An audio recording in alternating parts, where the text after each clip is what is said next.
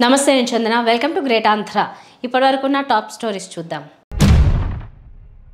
TDP cadre not happy కూటమి సర్కార్ను చావు దెబ్బ కొట్టిన వైసీపీ చిన్నబాబు మీద భక్తితో తమ్మినేని ఇన్నింగ్స్ ముగిసినట్లేనా తిరుపతి వాసులకు శ్రీవారి దర్శన టికెట్ల జారీ కూటమి అధికారంలో ఉన్నప్పటికీ టీడీపీ కేడర్ సంతోషంగా లేరు కూటమిని అధికారంలోకి తెచ్చుకునేందుకు సర్వశక్తులు ఒడ్డారు నాడు వైసీపీ అధికారంలో ఉన్నప్పుడు ఇబ్బందుల్ని కలిగిస్తే సమర్థవంతంగా ఎదుర్కొన్నారు కూటమిలో 3 పార్టీలు ఉన్నప్పటికీ ప్రధానంగా గ్రామ స్థాయి మొదలుకుని రాష్ట్ర స్థాయి వరకు కార్యకర్తలు నాయకత్వం ఉన్నది కేవలం టీడీపీకే ఈ విషయాన్ని తాడేపల్లిగూడెం సభలో పవన్ కళ్యాణ్ ఎన్నికలకు ముందు జరిగిన సభలో చెప్పిన సంగతి తెలిసిందే కూటమి అధికారంలోకి రావడంతో కూటమి నాయకులు కార్యకర్తలు అమితానందం పొందారు ప్రభుత్వం కొలువుదీరి 6 నెలలవుతోంది అయితే కోరుకున్నవేవి జరగడం లేదనే ఆవేదన ఆగ్రహం ముఖ్యంగా టీడీపీ కార్యకర్తలు నాయకుల్లో ఉన్నాయి మారింది ప్రభుత్వమే తప్ప తమ బతుకులు కాదన్న ఆక్రోశం వారి మాటలో కనిపిస్తోంది ఈ నేపథ్యంలో బాపట్ల జిల్లా బల్లికురవ మండలం గొర్రెపాడుకు చెందిన ఐటీడీపీ కార్యకర్త గుంటూరు శ్రీను గడ్డి మందు తాగి ఆత్మహత్యకు పాల్పడడం తీవ్ర చర్చనీయాంశమైంది తాము చావలేక బతుకుతున్నామని శ్రీనుకు ఉన్న కష్టాలే తమకు ఉన్నాయని టీడీపీ కార్యకర్తలు నాయకులు వాపోతున్నారు ఉదాహరణకు ఐటీడీపీ కార్యకర్త శ్రీను ఆత్మహత్యకు పాల్పడితే మంత్రి నారా లోకేష్ సుదీర్ఘ పోస్టు సోషల్ మీడియాలో పెట్టారు అన్నగా కుటుంబానికి అండగా నిలుస్తానని భరోసా ఇచ్చారు ఎన్ని చెప్పినా శ్రీను ఇంటికి లోకేష్ వెళ్ళలేదు కదా అనే ప్రశ్న ఉత్పన్నమైంది ప్రభుత్వంలో ఏ పని కావడం లేదనే అభిప్రాయం ప్రతి కార్యకర్త నాయకుల్లోనూ ఉంది నిజానికి ప్రతి ఒక్కరికి న్యాయం చేయడం ఏ ప్రభుత్వానికి సాధ్యం కాదు అయితే అపరిమితమైన అధికారం దక్కడంలో తామంటే తాము కారణమని వాళ్ళంతా భావిస్తున్నారు అందుకే ఆర్థికంగా తాము ఈ ప్రభుత్వంలో లబ్ధి పొందాలని కోరుకునే వాళ్ళ సంఖ్య ఎక్కువైంది అలాగే నాయకుల విషయానికి వస్తే పదవుల్ని ఆశించే వాళ్ళు ఎక్కువే కానీ ఎంతమందికని పదవులు ఇస్తారు ఇప్పటికే దాదాపు నామినేటెడ్ పదవులన్నీ భర్తీ చేశారు భర్తీ చేయాల్సినవి చాలా తక్కువ ఈ నేపథ్యంలో పదవులు దక్కకపోతే భవిష్యత్తులో వ్యతిరేకులయ్యే ప్రమాదం ఉంది అందరినీ సంతృప్తిపరచడం కష్టసాధ్యమైన పని అయితే అధికారంలోకి వస్తే ముఖ్యంగా కేడర్ని ఉద్ధరిస్తామని చంద్రబాబు లోకేష్ భారీ డైలాగులు కొట్టడాన్ని వాళ్ళు చూపుతున్నారు ఆశ పెట్టడం వల్ల వస్తున్న ఇబ్బందులు ఏది ఏమైనా టీడీపీ కేడర్లో అసంతృప్తి నివురుగప్పిన నిప్పులా ఉంది సుదీర్ఘ రాజకీయ అనుభవం కలిగిన చంద్రబాబు నాయుడు అసంతృప్తికి ఎలాంటి విరుగుడు ప్రయోగిస్తారో చూడాలి ఎందుకంటే ఇంకా 4 ఏళ్లకు పైగా అధికారం ఉంది ఈలోపు పెద్దయిన ఏదైనా చేయకుండా ఉంటారా అనే కేడర్ ఆశ నమ్మకం ఏమవుతాయో చూద్దాం పెద్ద ఎత్తున కూటమి సర్కార్ నమోదు చేస్తున్న కేసుల విషయంలో ఒకే ఒక్క ఘటనతో వైసీపీ చావు దెబ్బ కొట్టింది తిరుపతి జిల్లా చంద్రగిరి నియోజకవర్గంలోని ఎర్రవారిపాలెం మండలంలోని యలమంద దళిత విద్యార్థినిపై దాడి విషయంలో మాజీ ఎమ్మెల్యే చెవిరెడ్డిపై పోక్సోతో పాటు ఎస్సీ ఎస్టీ అట్రాసిటీ కేసు నమోదు చేసిన సంగతి తెలిసిందే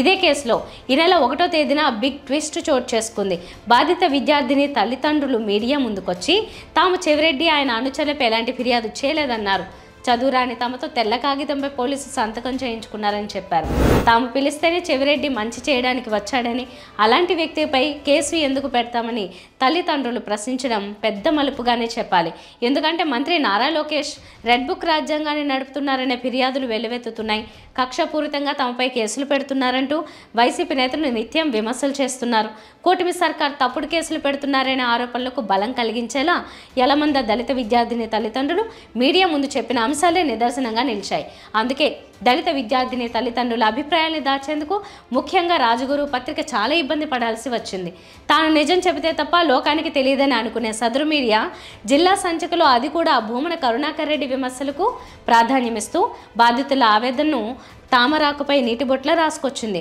కూటమి సర్కార్ చేసే తప్పుల్ని పరిరక్షించడం తన కర్తవ్యంగా చంద్రబాబు భగవద్గీతగా భావించే పత్రిక వ్యవహరిస్తోంది ఏది ఏమైనా యలమంద దళిత దంపతులు మీడియా ముందుకొచ్చి నిజాలు చెప్పడం రాష్ట్రంలో వైసీపీ సోషల్ మీడియా యాక్టివిస్టులు నాయకులపై నమోదవుతున్న కేసులన్నింటిపై తప్పక ప్రభావం చూపుతుంది ఓహో కూటమి సర్కార్ నమోదు చేస్తున్న కేసులన్నీ ఇలాంటివేనేమో అనే అనుమానం ప్రజల్లో కలిగిస్తోంది అందుకే కూటమి సర్కార్ అనవసర కేసుల సంగతి పక్కన పెట్టి ప్రజలకు పనికొచ్చే పనులపై దృష్టి పెట్టడం మంచిదనే అభిప్రాయం వ్యక్తమవుతోంది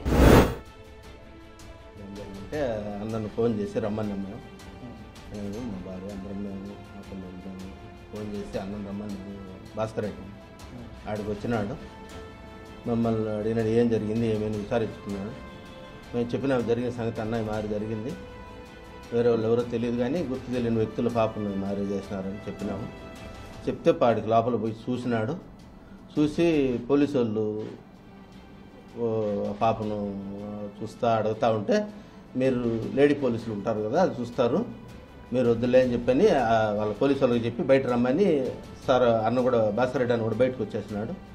బయటకు వచ్చి మళ్ళా మీడియాతో మాట్లాడేటప్పుడు కూడా అన్నాడు, రమణ ఈ మాదిరి ఆడపాప విషయం కదా చూసుకొని మాట్లాడంటే కూడా లేదులన్నా, ఆ పాపకు తగిన దెబ్బలు అవన్నీ చూసి నేను బాధపడి అన్న లేదులన్నా ఏమి ఇబ్బంది అయినా పర్వాలేదు కానీ వాడికి ఇట్లా చేసిన వాడికి మాత్రం శిక్ష పడాలి అని నేను అన్నతో కూడా చెప్పినాను. అన్న మీద కేసు కానీ నేను అటువంటి ఏమి పెట్టలేదు, కేసు పెట్టాల్సిన అవసరం లేదు. మా కోసం చూసేదానికి వచ్చి మేము ఫోన్ చేసి రమ్మని మళ్ళీ ఆయన మీద కేసు ఎందుకు పెడతాం, పాపం కదా అది మాకు. మీడియా ఎక్కువ ఇది చేస్తారు, పేపర్ మీద సంతకం పెట్టమని సంతకం పెట్టించుకున్నాను నా దగ్గర. పోలీసు వాళ్ళు వచ్చి ఈ మాదిరి మాటకి మీడియాలో వేస్తారు, బిడ్డను అట్లా ఇట్లా చేస్తారు, సంతకం పెట్టమన్నారు, సంతకం పెట్టిన అంతే. అంతకు తప్పితే నేను ఎవరి మీద కేసు పెట్టమని చెప్పలేదు, నాకెవరు ఇబ్బంది పెట్టలేదు, నన్ను అసలు ఎవరితోనో నాకు వచ్చిన ఇబ్బంది లేదు. నేను ఎందుకు కేసు పెడతాను, నా బిడ్డకి బాగాలేకపోతే ఇబ్బంది జరిగితే చూసేదానికి వచ్చినాను, నేను ఎందుకు కేసు పెడతాను, అది జరిగింది. నాకు తెలియదు, నాకు చదువు రాదు, వాళ్ళు అదే చెప్పింది. మీడియా మాటకు మీడియాకి వేస్తా అన్నారు, అది వేయరు, నువ్వు సంతకం పెట్టు అని చెప్పిన. నాకు తెలియదు. చిన్నబాబు మీద తెలుగుదేశం పార్టీ తమ్ముళ్లకు ప్రత్యేక అభిమానం ఉంటోంది. పార్టీలో కొత్త తరం నేతలంతా మంత్రి నారా లోకేష్ బృందంగా ఉంటున్నారు. వారిని ఎంచి మరీ కీలక స్థానాల్లో ఎంపిక చేసే విషయంలో లోకేష్ కీలకంగా పార్టీలో ఉంటున్నారని అంటున్నారు. Visakha metro reason development authority VMRDA చైర్మన్గా పార్టీలో యువనేత ఎంవి ప్రణవ్ గోపాల్ని టీడీపీ కూటమి ప్రభుత్వం నియమించింది. అత్యంత ప్రతిష్టాత్మకమైన ఈ పదవి టీడీపీకి చెందిన యువ నాయకుడికి దక్కడం విశేషం. ఈ పదవి కోసం కూటమిలో ఎందరో ప్రయత్నాలు చేశారు. చాలామంది సీనియర్లు కూడా ఆశలు పెంచుకున్నారు. అయితే అనూహ్యంగా ప్రణవ్ గోపాల్కి దక్కింది. ఆయన పార్టీలో యువనేతగా ఉంటూ వస్తున్నారు. ఆయన 5 ఏళ్లు వైసీపీ మీద చేసిన పోరాటానికి గుర్తింపుగా ఈ పదవి దక్కిందని అంటున్నారు. ఆయనను ముందుకు తీసుకుని రావాలని, టీడీపీకి కొత్త రకం ఎక్కించాలని చిన్నబాబు భావించారని అంటున్నారు. అందుకే లోకేష్కి ప్రత్యేక కృతజ్ఞతలు తెలియజేస్తున్నారు. VMRDA ఆఫీస్లో ముఖ్యమంత్రి చంద్రబాబు, ఉప ముఖ్యమంత్రి పవన్ కళ్యాణ్తో పాటు మంత్రి నారా లోకేష్ చిత్రపటాలను కూడా ప్రణవ్ పెట్టడం ద్వారా తన భక్తిని అలా చాటుకున్నారని అంటున్నారు. ఇదిలా ఉండగా ప్రణవ్ గోపాల్కి రాజకీయంగా ఇది మంచి అవకాశం అని అంటున్నారు. వచ్చే ఎన్నికల్లో యువతకు పెద్ద ఎత్తున టికెట్లు ఇవ్వాలని పార్టీ ఆలోచిస్తోందని అంటున్నారు. దాంతో కీలకమైన పదవిలో ఉన్న ప్రణవ్ గోపాల్కి మంచి ఫ్యూచర్ ఉందని అంటున్నారు. చిన్నబాబు గుడ్ లుక్స్లో ఆయన ఉండడం శుభ పరిణామమని అంటున్నారు. శ్రీకాకుళం జిల్లాలో సీనియర్ నేతగా, మాజీ మంత్రిగా, మాజీ స్పీకర్గా ఉన్న తమ్మినేని సీతారాంది 4.5 దశాబ్దాల రాజకీయ చరిత్ర. ఆయన టీడీపీతో తన రాజకీయ జీవితాన్ని ప్రారంభించారు. ఆ తర్వాత ప్రజారాజ్యంలోకి వెళ్లారు. అక్కడి నుంచి వైసీపీలోకి వచ్చారు. తమ్మినేని ఆముదాల వలస నుంచి పలుసార్లు ఎమ్మెల్యేగా గెలిచి మంత్రిగా కూడా పనిచేశారు. 2019లో వైసీపీ తరపున గెలిచిన ఆయన మంత్రి కావాలని అనుకున్నారు. అయితే అధినాయకత్వం ఆయనను స్పీకర్గా చేసింది. తమ్మినేని ఈ పదవిలో 5 ఏళ్ల పాటు ఉన్నారు. ఆయనకు 2024లో వైసీపీ టికెట్ ఇచ్చింది కానీ టీడీపీ కూటమి ప్రభంజనంలో ఓటమి పాలయ్యారు. ఆయనను సొంత మేనల్లుడే ఓడించారు.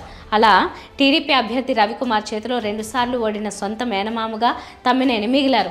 వైసీపీ అధినాయకత్వం ఏపీ వ్యాప్తంగా కొత్తగా అనేక అసెంబ్లీ నియోజకవర్గాలకు ఇన్ఛార్జీలను నియమించుకుంటూ వస్తోంది. ఆ క్రమంలో ఆముదాల వలసకు మొదటిసారిగా తమ్మినేని కుటుంబాన్ని పక్కన పెట్టి చింతాడ రవికుమార్ అనే వైసీపీ నేతను ఇన్ఛార్జిగా చేసింది. ఆముదాల వలసలో టీడీపీ బలంగా ఉండడంతో పాటు మేనల్లుడు కూనాతో మేనమామ తమ్మినేని పోరాటం అనుకున్న స్థాయిలో సాగడం లేదు అన్న అంచనాలతోనే వైసీపీ కొత్త నాయకత్వం వైపు మొగ్గు చూపించింది అని అంటున్నారు.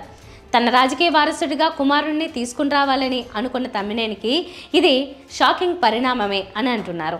శ్రీకాకుళం జిల్లాలో బలమైన సామాజిక వర్గానికి చెందిన తమ్మినేని కొన్ని దశాబ్దాల పాటు తన ప్రభావాన్ని రాజకీయంగా జిల్లాలో చూపించారు. ఆయన టీడీపీ లోపల బయట కూడా కింజరాపు కుటుంబాన్ని ఎదిరించి నిలబడ్డారని అంటారు. రాజకీయాలలో ఆయన ఇప్పుడు చివరి దశలో ఉన్నారని అంటున్నారు. తన వారసుడిగా కుమారుడిని నిలబెట్టే ప్రయత్నంలో ఆయన విజయం సాధించలేకపోయారని అంటున్నారు. తాజా నియామకంతో తమ్మినేని సైలెంట్ అయ్యారు. ఆయనకు టీడీపీలో అయితే అవకాశం లేదనే అంటున్నారు. సొంత మేనల్లుడు అక్కడ హవా చాటుతున్నారు. ప్రజారాజ్యం నాటి పరిచయాలతో జనసేన వైపు వెళ్తారా అన్నది ప్రచారంలో ఉంది. అయితే తమ్మినేని రాజకీయ ఇన్నింగ్స్ ముగిసినట్లేనా అని కూడా అంతా తర్కించుకుంటున్న నేపథ్యం ఉంది. కలియుగ దైవం శ్రీ వెంకటేశ్వర స్వామి పాదాల చెంత ఉన్న తిరుపతి వాసులకు ప్రతి నెల మొదటి మంగళవారం దర్శన భాగ్యం కల్పించేందుకు టీటీడీ చర్యలు తీసుకుంది. నూతన టీటీడీ పాలక మండలి తీసుకున్న నిర్ణయాన్ని అమలు చేసే క్రమంలో ఇవాళ టికెట్లను జారీ చేసింది. తిరుపతి నగరంలోని మహతి ఆడిటోరియం, తిరుమల బాలాజీ కమ్యూనిటీ హాల్లో దర్శన టికెట్ల జారీని ప్రారంభించారు. మహతి ఆడిటోరియంలో 2500, తిరుమలలో 500 టికెట్లను తెల్లవారుజామున 3 నుంచి 5 గంటల వరకు జారీ చేయడం విశేషం. మహతి ఆడిటోరియం వద్ద చైర్మన్ బిఆర్ నాయుడు మీడియాతో మాట్లాడుతూ సీఎం చంద్రబాబు నాయుడు సూచనల మేరకు తిరుపతి రూరల్, చంద్రగిరి, రేణిగుంట మండలాలతో పాటు తిరుపతి అసెంబ్లీ నియోజకవర్గ వాసులకు ప్రతి నెల మొదటి మంగళవారం దర్శనం కల్పిస్తామన్నారు.